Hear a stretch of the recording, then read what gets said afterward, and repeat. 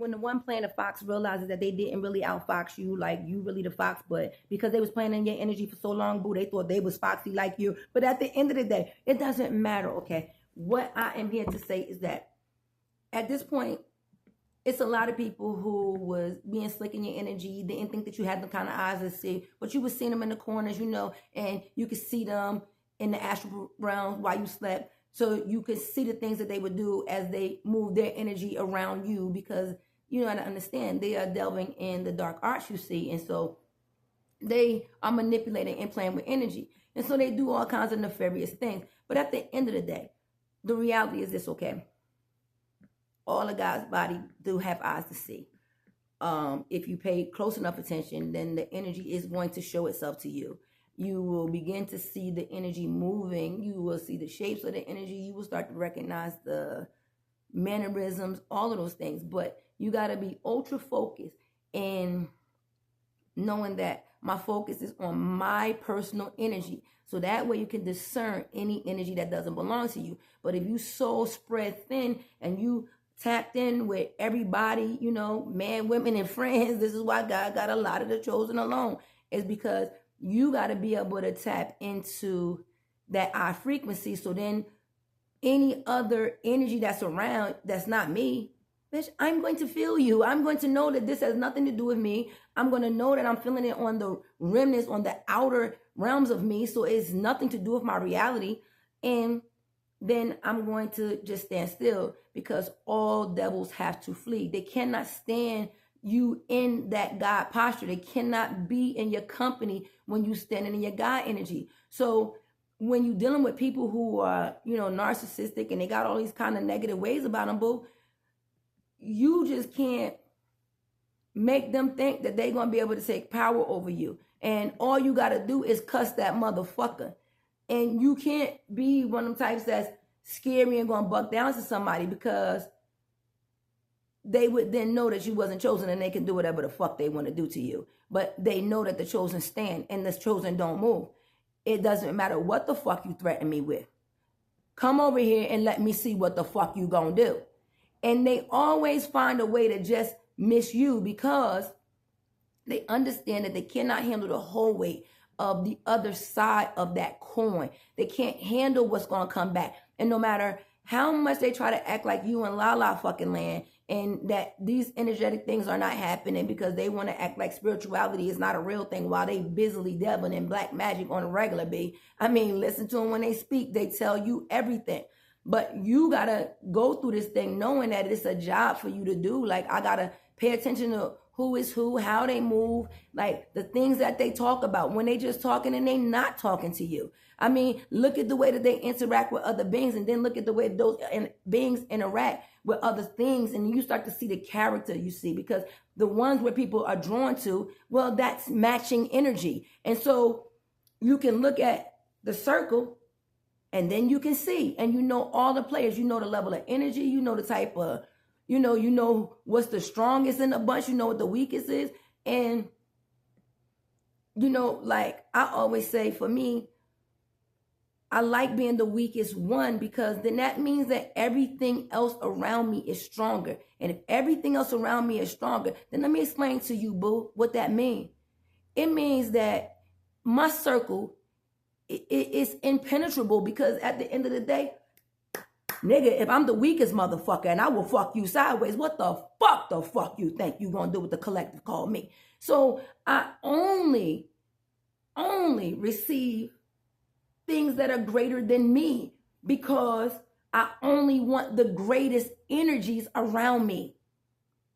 I'm not trying to attract the bottom feeder. See, what people will do is they'll come acting as if they are evolved, that they understand, they got this level of command and they know what's going on. But they can regurgitate words, but they can't live those words out. They can't be what they say. And so all you got to do is just stand still and watch them, and they're going to expose themselves. And when they do, you let them know that you see. The moment you let the devil know that you can see him, he gonna flee. He cannot stand being discovered that he is the orchestrator of whatever the calamity. So when you are in this battle called life and you trying to win the spiritual side of it, and you're surrounded by people who are not spiritually minded. They are very carnal beings. They believe in the ways of the world. The world is what dictates them. What the world say they got to act like. They claim that they love God, but God is a spirit. So if you can't deal with the spirit of God, what the fuck is wrong with you? But they scared of the devil. But I mean, what the fuck? And who? I mean, at the end of the day, if you believe that God is the one with the power and you believe that that greater is on the inside of you, then where would all of the power be? And that's how Christ rose with all power, you see. I mean, it's a story about you, boo. It's always about me. It comes back to me. How does this resonate with me? It's the same when you listen to somebody read cards. How does this resonate with me? It doesn't matter who the story is about. You are going to see that the pieces fall in where they belong. And all you got to do is be honest about you. Where are you in that story? And now you can see your problem being solved. But if you continue to look at life as if something outside is going to come in, you have to understand all of it is about the inner you, everything in your life, every person. And so then you start looking around at the people and it's like, well, who's trying to attach themselves to you? Who's actually faking? Who's real, boo? I mean, you got people acting like they 915, but they straight out the gutter, and that's the fucking truth. And they don't really know the ways of the upper echelon of the God body. So they act like the upper echelon of the world, but at the end of the day, you can be the best of all the things in this world. You can have this world because it doesn't have anything to do with me. You have to understand in the beginning with the creation story, when God finished his work, it was the one that he left that created all of this thing. And that male and female, they was one thing. They had not yet been separated, you see, because they weren't on the ground yet. And so when you look at that story, you see yourself. Am I still living my life as the separated thing, like Adam and Eve? I need something outside of me to be whole, be. Or am I like a first creation being where I am fully encompassed and all is one in me? If you know that you are that I am, and you know that your companion is that I am, then you will be considered like a bridegroom. You understand? And you are ready to receive, your counterpart and this is a spiritual thing. This is you with you. Your twin is you. It's I am that I am. The I am on this outside that you can see in the 3D connects with the I am on the inside, and then they marry. They become one. And when you become tapped back into the great I am, then you are then activated. Well, I should say initiated. You are then taken through a series of tests to see at what level do you operate. And then from there, God goes to work on you. And so in your situation, you realize that everything that's coming at you, it is only part of school. It's another lesson to learn. It's another opportunity for me to see what am I missing? So then this way, when you are then coaching other people through, you know how to show them how to find the blind spots. And they always exist in the triangles around you. And so when you learn how to look in triangles, you can then start to pull your periphery out further so that you are able to see in the corners of life where things can be naturally hiding.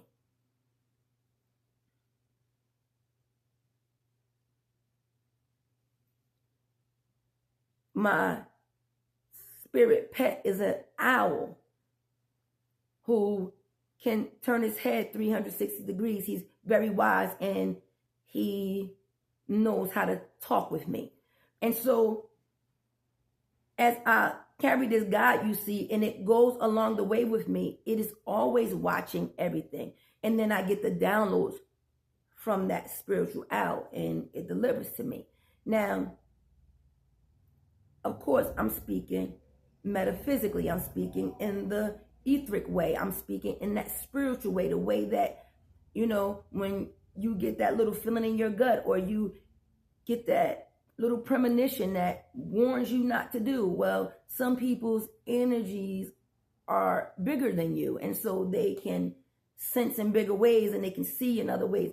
And how the gift shows up for every individual has to do with the level that they operate, the position in the body that they operate. And so the gifts ultimately all come together and function the way they're supposed to, but it only functions in that order for those who are present.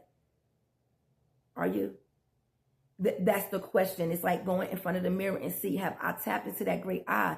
Do I only listen to the voice inside of me? And do I know that it is me, not some external thing trying to pretend to be? But the only way I can really tap into that I is I got to go through me. I can't lie to me. I don't owe anybody in the world anything. But that I am me, I owe it all, you see. And so when you come into this level of relationship, it's like taking an onus over me, recognizing that if the greatest of all the things that could ever be is inside of me, and I'm inside of the greatest, then I have to be something great all by myself. Because how could I house such greatness? And when I started to see me in that way, my vision of me changed. There was nothing that anybody outside of me was going to say to try to diminish me. I mean, just yesterday, somebody told me, you will be humbled and you're going to see. And I'm like, well, I am very humble, but I'm not going to allow you to humiliate me. And those are different things, you know. And so what people get confused, because I know how to diffuse situations where you try to bring me into calamity. I know how to turn this thing around. Remember, I am the Mirror Battalion, Pierce Free. So everything that's happening is just really, remember, this is a fractal. And I know that most people think that I am occupying this space in the 3D, but it's a fractal of us. I mean, and I just happen to be in a position where I have a overview of what is going on, and I can look down into the fractals and see what's going on in the lives of you.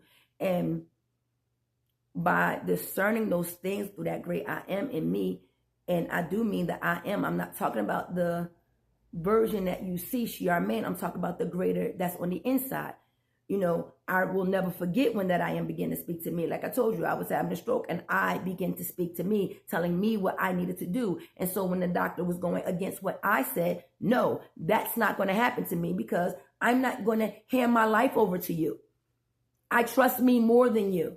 You are practicing medicine and I don't need you to practice on me. I am telling me what has to happen, and this is how it's going to be. I'm in a place where if anything goes wrong, well, then we can handle the thing medically. But right now, what we're not going to do is we're not going to play out the old playbook, boo, where you try to sedate me and calm me down because you're trying to tell me I'm having a panic attack when I was in the middle of having a stroke. And so, but me, that greater I, stepped in. Oh, this ain't happening. And that's not the first time, my friends, where that I am had to step in my life. You see, it's been many times where I've survived things where I shouldn't be alive, but that I am will just come in. And when I got the resonance and I realized, like, no, there's just no fucking separation between that I am and that I am. I am that I am, and that I am is me. I mean, there is no place that I'm not with the Father and the Father ain't with me. There is no time in life where when you see me, you're not seeing the Father, because I am in him and he is in me. I am a functioning member in the body. And if you resonate on this level, boo, you are too. But you got to change your language around, because if you don't learn to speak in I's and me's, you will then speak in the ways of the world. And you have to reference yourself, boldly proclaiming it. I mean, actually putting emphasis on I and me. Making sure that it's very clear that that me is the great I am, the one that you can't see, but it is the greater on the inside of me. And when that voice of authority goes forward, people understand that they're dealing with something different. They don't know what to do. And so what they're trying to do is get you to bend and yield to what they want. But God says, just stand. So you stand in the shadow of the Almighty. You let that Almighty God to go before you, because he says that the truth is going to set you free. At the end of the day, no matter how much confusion people try to bring with their lies, the truth is the truth, and it doesn't change for anybody. And so because it's a non-negotiable. So this is why the lie doesn't have as much power as people believe it does, because no matter what lie people tell, the truth is the only thing that's actually happening. And while they try to keep you deceived, believing in things that are not real, you see, all you have to do is live above the influence outside of that eye, and then you're going to see everything. Now, this is the way God told me to give the message to you. I hope that you can receive it, boo. And if you do, can you please put in the comments so that I know I'm actually making contact with you? I mean, it's real important to me, B, that at this point in the journey, those who are traveling along with me start to communicate so that we can start to do this 2 or 3 rather than my name thing. And you will start to see the activated power of God going to work in your life, you see. But at the end of the day, there has to be a level of understanding. There's a lot of people who are off who come to see me. And when they come, they think that I'm supposed to lift them up out of their shit and make things right for them, B. But that is not the role of the God body. See, you can only come to the God body when you are the God body, when you are an activated God body being, when you did the work inside of you, then you can come inside and do what the rest of the God bodies do. So if you still got that work to do on you, it's nothing wrong with it. But then at that point, you know, you got to go through you. And that's the hard part, you see. And that's the part nobody else can't do. So I am here for those who walk through that internal portal, who know that I am, who know I am that I am. I know God is in me. I know I'm in God. I know that I'm a functioning living cell in the body of God, like I got cells in the body of me. And it's my job to be obedient in this position that God placed me in, not to the world, not to the world's standards, not to what men wrote and manipulated and played games with, but that I inside. When you tap into the great I, you don't need no books no more. God is now dealing with you direct. That story becomes a reference point, but you realize because you know, you don't think you know because you are in dialogue with that I am. You ain't getting this stuff secondhand. You know, you walking in a position, joint heirs. When they say being joint heirs with Christ in this story, what they're saying is that we all occupy the same position when we wake up to this reality, and God doesn't stop being who he is. Anybody in this position is privy to what comes with being in the position.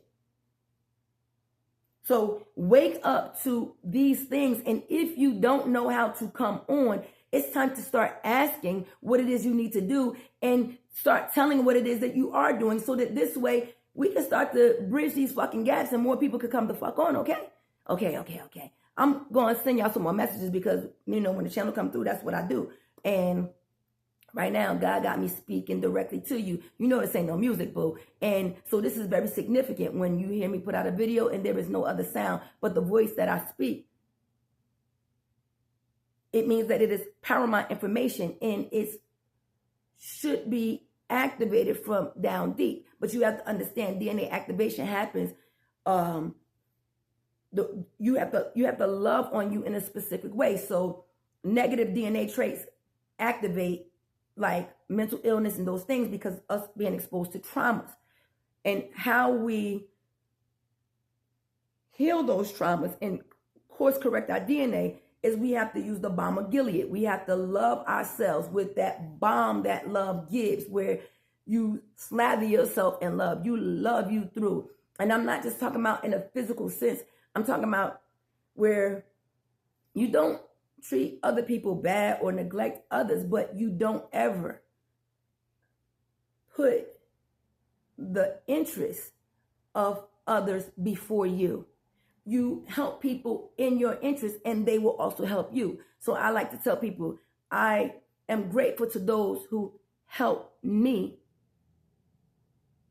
to help them, or I help them to help me. But we are in an accord. There is, and it's not about it being transactional, because I'm not looking for the same thing. It doesn't necessarily need to be money in the way that you pay, but there has to be a degree of reciprocity that is happening that compensates for the nature of the relationship. These are activation tips, but you can't do any of it until the I inside of you is talking to you, boo. Because if you still looking for voices, or it's still your ancestors and all those things, you haven't cracked through you. You are still getting messages from the world because you don't know you. Or I won't, that's not, you don't know. You don't. You just have not come into that I. You haven't found that sweet spot. And so it's still everybody trying to guide you through. They're trying to guide you to you, but you got to wake up to that reality, B. It's the job that you got to do. Nobody else can do it for you.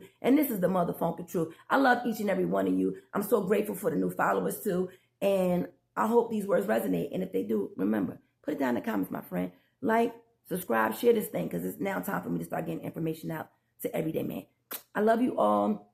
Peace to my whole greased up crew, because we greased up with the Bomber Gilead boo. So I hope you picked that up when I said it to you. But you got to understand, when I speak, I do speak in the parable. So you got to go back sometimes a time or two, understand that the perspective that I'm speaking from is I am not talking about, but I'm talking to you. You understand? Because people think that they're talking about them. No, I'm talking to you. And what resonates with you, you pick that up, boo. But don't take this conversation as if I am trying to lure over, browbeat, or look down on you in any kind of way. I am speaking to you, and giving you information from my perspective, okay? Not that my perspective is better than you. The reason I'm asking for your feedback is because your perspective is just as important to me. And I would love the dialogue, because I would love to be able to look and see who is aligned and who's really down with me. But, everything in God is about testing. And right now, the teacher is administering the test. Are you passing? Come on.